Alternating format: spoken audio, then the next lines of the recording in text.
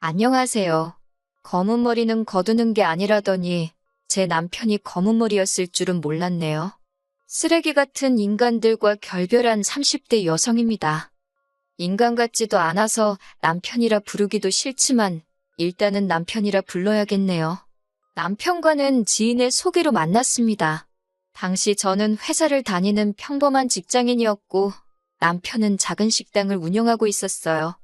회사에서 주어지는 일을 처리하는 저와 달리 하나부터 열까지 스스로 꾸려나가고 책임지는 남편의 모습에 매력을 느끼며 연애를 시작했지요. 이후로 정확히 2년을 만났고 제 나이 31, 남편 나이 33의 부부의 연을 맺게 되었습니다. 연애하는 동안 저는 시댁에 종종 얼굴을 비추곤 했는데 그건 바로 어머님 때문이었어요. 결혼 전부터 어머님이 저를 시집살이 시키시고 그런 게 아니라 어머님이 워낙에 저를 예뻐해 주셨거든요. 남편을 통해서 반찬을 챙겨주시기도 했고 제가 아픈 날에는 죽을 보내주신 적도 있어요. 심지어 생일 때는 불러서 밥도 차려주셨지요. 미역국도 그렇고 제가 좋아하는 황태구이까지 어머님이 저를 많이 신경 써주신다는 게 느껴지대요. 사실 저는 어려서 아버지를 잃었고 대학교를 졸업하던 시기에 어머니마저 지병으로 세상을 떠나시면서 부모님 두 분을 다 잃었어요. 하지만 어머님이 보여주시는 온화한 미소와 따뜻한 말투에서 돌아가신 부모님을 자주 떠올릴 수 있었답니다. 그래서 남편이 프로포즈를 해왔을 때도 남편도 물론 좋았지만 어머님과 한 가족이 된다는 사실에 정말로 기뻐했네요. 하지만 결혼식을 코앞에 두고 남편은 상상치도 못한 이야기를 털어놓았습니다. 그건 바로 어머님이 남편을 낳아주신 친어머니가 아니라는 얘기였지요. 남편이 초등학생, 그리고 위로 있는 신우들이 각각 중학생, 고등학생이던 시기에 남편을 낳아주신 어머님, 그러니까 생모 아버님 두 분이 이혼을 하셨답니다.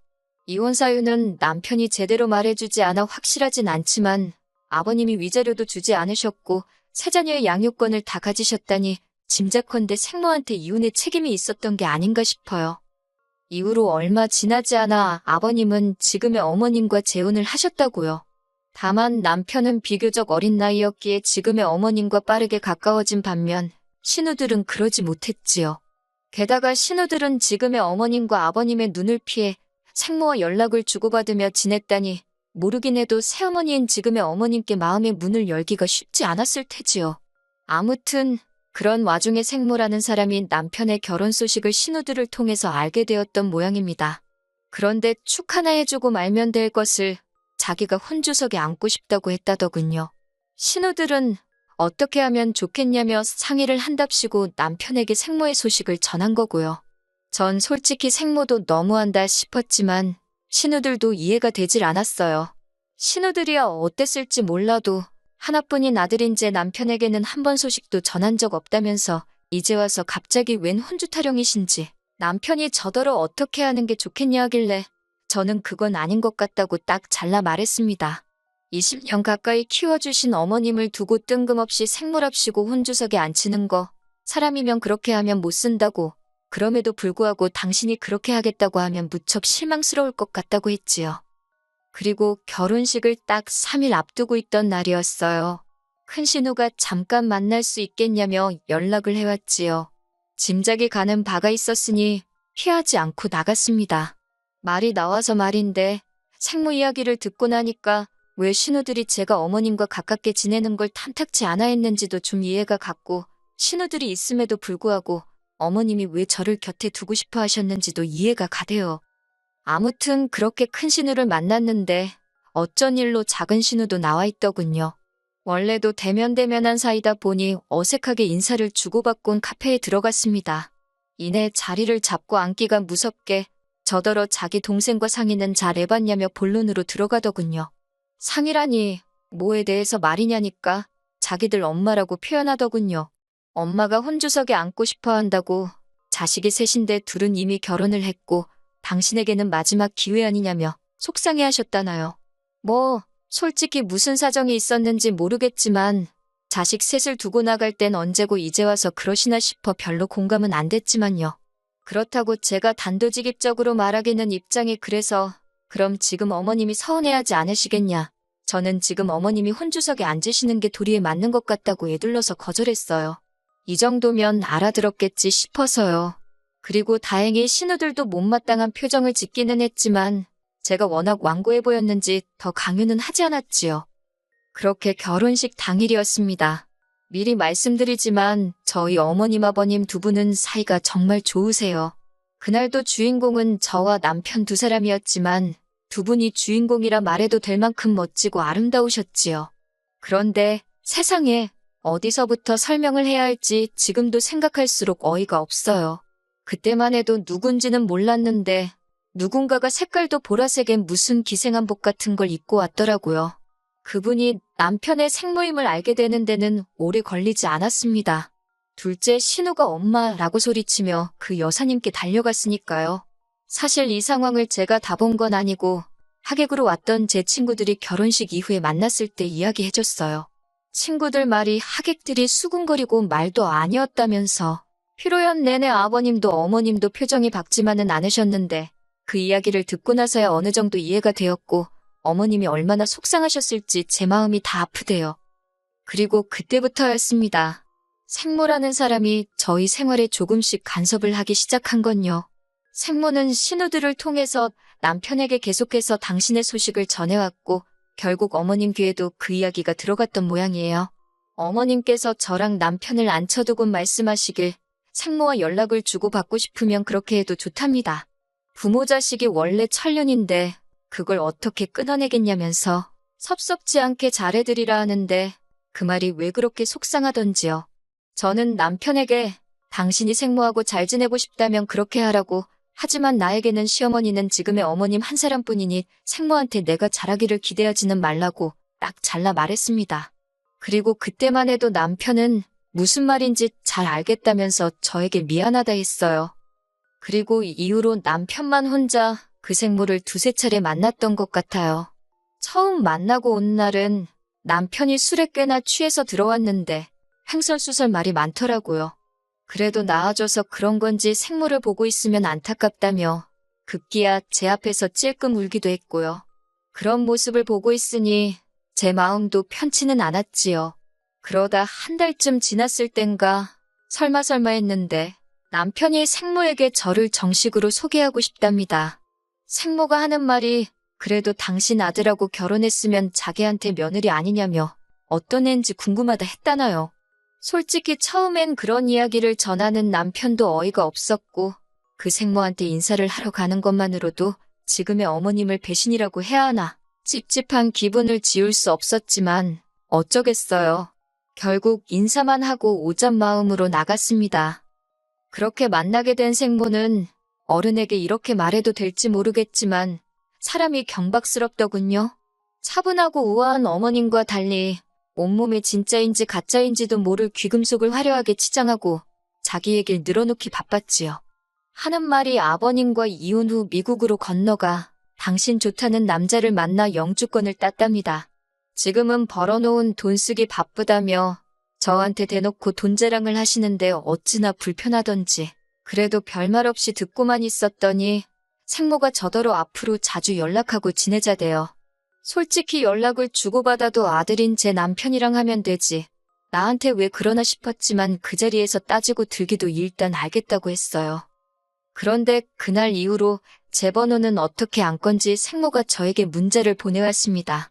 며느라가라고 시작하는 문자에는 자기는 이제 죽어도 여한이 없다며 바라는 건 없고 그저 자주 만나서 재밌게 살자는 겁니다. 뭐라고 답장을 해야 하나 고민도 되었고 동시에 회사에서 일을 하던 중이라 이따 하자고 미룬 게 그만 하루를 넘겨서 답장을 하게 되었어요. 그랬더니 생모가 한다는 말이 답장이 없어서 손가락이 부러진 줄 알았다네요. 어이는 없었지만 어쨌든 의도치 않게 문자를 무시한 꼴이 되었으니 죄송하다 했습니다. 그런데 두 번, 세 번 죄송하다 했는데도 그냥 넘어갈 생각을 안 하시길래 마음 풀리면 그때 다시 이야기하자 하고 저도 더는 안 달래드렸어요. 솔직히 회사 일도 바쁜데 생모 기분 맞춰주고 있을 상황도 아니었고요. 그랬더니 퇴근한 남편이 저를 보고는 대번에 왜 그랬냐입니다. 자다가 봉창 두들기냐고 무슨 소리냐 하니 왜 자기 엄마를 이 남자도 이때부턴 엄마라고 하더라고요. 어머님한테는 곧 죽어도 어머니 하는 사람이 아무튼 자기 엄마를 왜 서운하게 하냐입니다. 벌써부터 편드는 꼴을 보아하니 제가 처신을 잘못하면 졸지에 어머님의 생모의 시어머니 두 분 모시는 건 시간 문제겠다 싶대요. 그래서 전에도 말하지 않았냐. 나한테는 어머님이 내 시어머니니까 생모는 당신이 잘 챙겨드리라고요. 그랬더니 남편이 두 분 다 자기에게는 소중한 분들이라면서 제가 자기를 사랑한다면 그 점을 염두에 뒀으면 좋겠다나요. 말이나 못하면. 그리고 생모가 점점 저희 생활에 발을 들이밀수록 신우들의 간섭도 심해져 갔습니다. 이혼하기 몇 달 전이었어요. 제가 이직에 성공하면서 월급이 크게 올랐거든요. 마침 처녀적부터 타던 차도 슬슬 상태가 안 좋아지는 게 눈에 보이기도 했고 그래서 차를 새로 뽑기로 마음먹었지요. 남편에게도 비밀로 할 일도 아니라서 차 살 거라고 이야기를 했고요. 참고로 저희는 줄곧 재산 관리를 따로 하고 있었습니다. 제가 차를 산다는 이야기는 신우들 귀에도 들어갔고 그러자 큰 신우가 저더러 승합차를 사랍니다. 자기 엄만지 생모인지 미국에서 사느라 못 가본 데가 너무 많다며 앞으로 생모랑 다 같이 국내 여행을 다니자고요. 어이가 없어서 100번 양보해서 아버님 어머님을 모시고 다니면 모를까요? 하지만 그런 소리도 할 것 없이 싫다고 했어요. 사고 싶은 차는 이미 정해뒀고 말은 안 했지만 제가 미쳤다고 자기들 데리고 산으로들로 나들이를 왜 다니나요? 그런데 정말이지 이번에도 남편이 나서서는 신우들이 틀린 말 한 것도 아닌데 저더러 너무 나를 세운답니다. 그러면서 하는 말이 다가오는 생모 생일에는 그동안 못해준 자식돌이도 있고 하니 순금 10돈짜리 목걸이를 하나 해주기로 했대요. 황당해서 해줄 테면 당신이 알아서 해주라고 그걸 왜 나한테 말하냐 하니까 어머님 아버님 생신 선물은 우리 공동생활비에서 부담하지 않았냐면서 왜 생모 거는 자기가 혼자 사야 되냐고 오히려 저한테 따집니다. 게다가 그 목걸이는 누구 생각이냐 하니까 생모가 직접 해달라고 했다대요. 그러다 자기 죽을 때 되면 다시 3등분해서 자식들한테 나눠준다고 했다고. 그러니 저도 주는 게 아니라면서 저더러 무조건 우리가 한 200만 원은 부담해야 한다나요. 얼마 후 결국 이런저런 일들을 상의하기 위해서 저희 부부와 신우들까지 전부 한자리에 모였습니다. 신우들이 벼르고 왔는지 급하게 먼저 말문을 열었어요. 저더러 하는 말이 저희 부모님은 이 세상에 아예 없는 거니까 못 보고 살아도 슬프기만 하겠지만 자기들은 살아있는데도 못 보고 살았다며 그 슬픔이 훨씬 크고 아프답니다.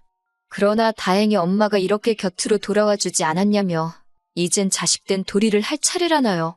어이가 없어서 제가 신우들과 남편에게 물었습니다. 형님들이나 당신은 키워주신 어머님 보는 건 미안하지도 않냐고. 중간에서 난처하실 아버님 입장은 생각도 안 해봤냐니까 둘째 신우가 한다는 말이 그걸 왜 제가 걱정하냐고 그래요. 어차피 엄밀히 말해서 저는 피 한 방울 안 섞였는데 왜 어머님 기분을 제가 걱정하느냐고요. 그러면서 저더러 그런 거 따지지 말고 그냥 생모한테나 잘하랍니다. 그리고 큰 신우 하는 말이 가관이 돼요. 저더러 너는 네 부모가 남기고 간 재산도 있고 너도 잘 벌어서 별 생각이 없는지 모르겠지만 네가 그렇게 챙기는 어머님 아버님 거긴 당신들 주고 갈 돈 한 푼 없답니다. 하지만 생모는 미국에 재산도 많고 자기 애들부터 시작해서 저희도 애 낳으면 그리 유학도 보낼 수 있을 거라며 계산 잘하라고요. 신우들이 원래 속물적이고 계산하기 좋아하는 사람들인 건 알고 있었지만 그 모든 대화가 오가는 와중에도 한마디 반박조차 하지 않는 남편을 보고 있으니 실망스럽기 짝이 없더군요. 결국 집에 돌아와 남편에게 당신도 신우들의 의견에 동의하는 거냐고 단도직입적으로 물었습니다. 그랬더니 남편이 한다는 소리가 솔직히 틀린 말은 없지 않냐면서 어머님이 키워주시는 동안 자기 응석 한 번 안 부리고 착한 아들로 살았답니다. 그러니 아들 노릇은 충분히 한 거 아니냐며 어차피 어머님께는 아버님도 있으시니 자긴 이제는 생모한테 잘해주고 싶은 생각이 든대요. 그러면서 저한테도 자기를 위해서 생모한테 잘해달랍니다. 그런데 전 그 말이 어찌나 서운하고 잔인하게 들리던지 남편에게 정이 뚝 떨어져서 뭐라 대꾸하기도 싫더라고요. 그리고 그날 밤 결혼하고 처음으로 따로 떨어져 잤습니다. 잤다기보다는 거실에서 밤새 혼자 이 생각 저 생각하며 뜬 눈으로 나를 세웠지요. 이튿날 아침 마침 주말이기도 해서 남편을 붙잡아 앉혀놓고 허심탄회하게 제 속을 털어놓았습니다. 나는 당신을 이만큼 키워주신 어머님 아버님께 감사하고 그분들께 며느리로서 도리를 잘하고 싶다고요. 당신 생모가 당신에게 어떤 의미인지는 모르겠지만 솔직히 뭐 받아먹을 것 좀 있나 싶어서 들러붙는 신우들도 이상하고 거기에 동조하는 당신에게도 크게 실망했다고도 덧붙였네요. 그런데 순간 현관 쪽에서 부스럭거리는 소리가 들렸고 나가보니 남편 생모가 서 있었습니다. 어떻게 들어오셨냐 하니까 남편이 자기가 비밀번호를 알려줬다면서 어이가 없어서 한숨이 절로 나오는데 생모가 대뜸 저한테 네가 내 아들을 감히 조종하려 드냐며 제 머리채를 잡으려고 하는 게 아니겠어요? 놀라서 일단 피하긴 했는데 생모는 분을 삭히지 못하는 듯 남편더러 저런 X를 무슨 마누라라고 데리고 사냐고 당장 내쫓아버리라며 악을 썼습니다. 이제 보니 저 X 때문에 자기가 혼주석에도 못 앉은 거냐고 억울하다고 고래고래 소리도 질렀고요. 그러자 남편이 한다는 말이 저더러 잠깐 자리 좀 비켜달래요. 저 때문에 생모 쓰러진다나 자기 와이프인 제가 그 수모를 겪는데 생모 막아줄 생각은 안 하고 저더러 나가달라니 황당하기 짝이 없더군요. 그리고 지금 제가 물러터지게 행동하면 앞으로 이보다 험한 꼴을 더 당하면 더 당했지 덜할 리는 없겠다 생각에 정신이 번쩍 들대요. 제가 둘만의 자리가 필요하면 생모 데리고 네가 나가라 했습니다. 이 집 내 집인 거 잊었냐고 네가 뭔데 남한테 비밀번호를 알려주고 말고 하냐고 저도 빽 소리를 질렀지요. 그랬더니 생모 눈이 커지면서 남편더러 이건 네 집 아니냐고 묻더라고요. 그리고 결론부터 말씀드리자면 남편과 저는 이혼을 했어요. 1년 가까이 지저분한 싸움이었지만 결국엔 오가는 위자료 없이 깔끔하게 남남이 되었지요. 어머님 아버님이 참 많이 우셨습니다. 어머님이 앞으로도 종종 볼 수 있겠냐 물으셨지만 솔직히 어떻게 다시 만날 수 있겠어요. 저도 많이 슬펐지만 그저 어머님, 아버님하고 건강히 오래오래 사시라고 했네요. 그리고 어처구니없게도 이혼 소송 끝나고 얼마 지나지 않아서 어머님이 그동안 말씀하시던 미국에 있는 재산도 영주권도 다 거짓말이라는 게 들통났습니다. 한국에 오신 건 미국에서 불법 체류로 쫓겨나신 거고 이후로 어떻게든 아들한테 눌러붙으려고 했던 모양이 돼요. 신우들은 어느 정도는 알고 있었던 것 같은데 자기들이 모시기는 싫으니까 저희한테 덮어씌우려 했던 것 같고 정말 끝까지 실망을 안 시키더라니까요. 지금 저는 이직한 새로운 직장에서 능력을 인정받으며 하루하루 새롭게 살아가고 있습니다. 종종 남편에게 다시 한번 기회를 달라는 저와 함께 어머님 아버님께 효도하며 살고 싶다는 개소리도 문자로 받으면서 말이에요. 아이러니하게도 그런 문자가 올 때마다 이혼하기를 정말 잘했다는 생각이 든답니다. 그리고 가끔 친어머니처럼 저를 품어주셨던 어머님 생각이 나곤 하지만 어쩔 수 없는 일이니 미련 갖지 않으려고요. 그저 어디선가 저도 어머님 아버님도 잘 살기를 바랄 뿐이에요.